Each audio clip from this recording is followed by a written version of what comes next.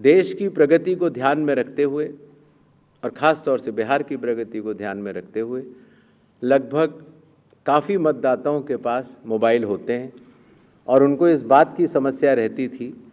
कि हम मोबाइल लेके अगर घर पर छोड़ के जाते हैं तो दिक्कत होती है और लेके जाते हैं तो हम कहाँ उसको रखें, क्योंकि मोबाइल फ़ोन पोलिंग स्टेशन के अंदर अलाउड नहीं है। इसलिए एक नई व्यवस्था बनाई गई जिससे कि पोलिंग स्टेशन के कमरे के ठीक बाहर कोई भी मतदाता अपना मोबाइल फ़ोन जमा करा सकता है, अंदर जाके अपना वोट डाल सकता है और बाहर आने के बाद अपना मोबाइल लेके घर जा सकता है। हर मतदाता को नॉमिनेशन का प्रोसेस खत्म होने के बाद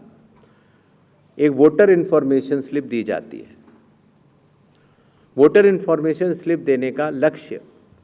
सिर्फ ये रहता है कि मतदाता को, क्योंकि कई बार बूथ बदल जाते हैं या कई बार मतदाता नए होते हैं, तो उनको वोटर स्लिप पर, इन्फॉर्मेशन स्लिप पर अपने बूथ का नाम और सारे डिटेल्स मिल जाते हैं। तो वोटर इन्फॉर्मेशन स्लिप पर बहुत ही छोटा चेंज करने के बाद मतदाताओं की सहूलियत बहुत बढ़ गई, क्योंकि उसमें उनका पोलिंग स्टेशन का नंबर, पोलिंग स्टेशन की जगह कोने में बड़े रूप में दिखा दी गई। पहले उनको पूरे में ढूंढना पड़ता था।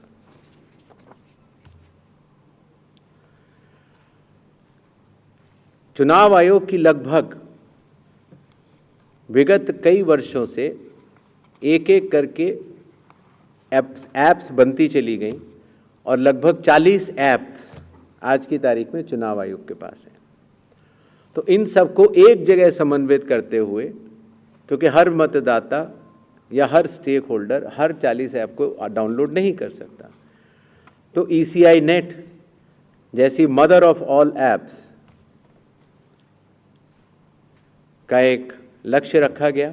और ECI नेट में अब धीरे धीरे करके सारी ऐप्स आ चुकी हैं और इसका प्रोग्रेसिव इम्प्लीमेंटेशन भी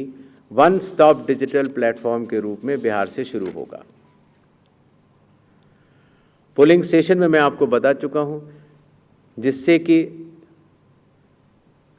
क्यूज़ लंबी न हो और मतदान के समय में मतदाताओं को सहूलियत भी रहे और ख़ास तौर से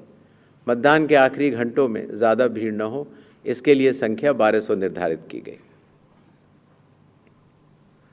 कैंडिडेट्स के बूथ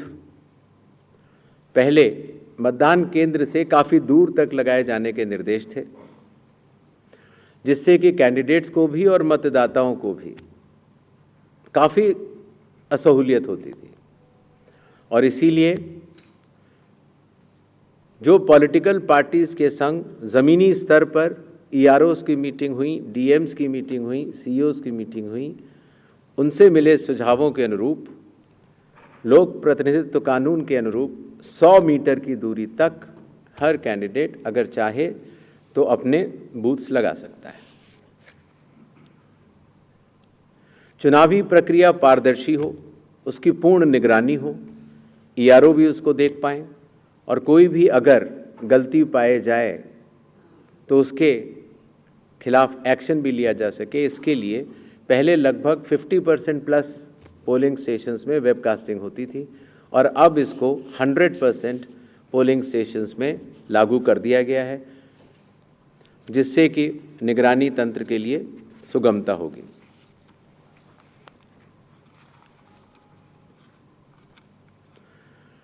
कई बार प्रत्याशियों ने ये शिकायत की थी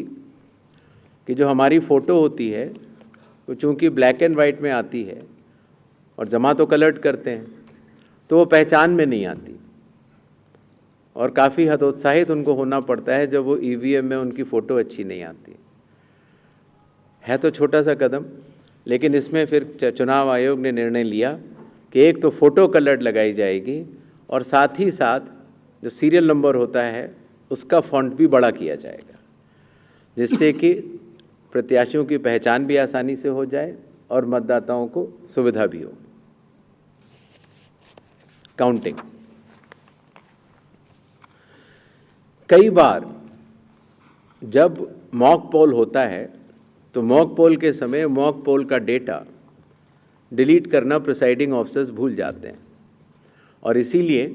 जब काउंटिंग होती है तो फॉर्म 17C और काउंटिंग यूनिट का मिलान नहीं हो पाता। ऐसे केस में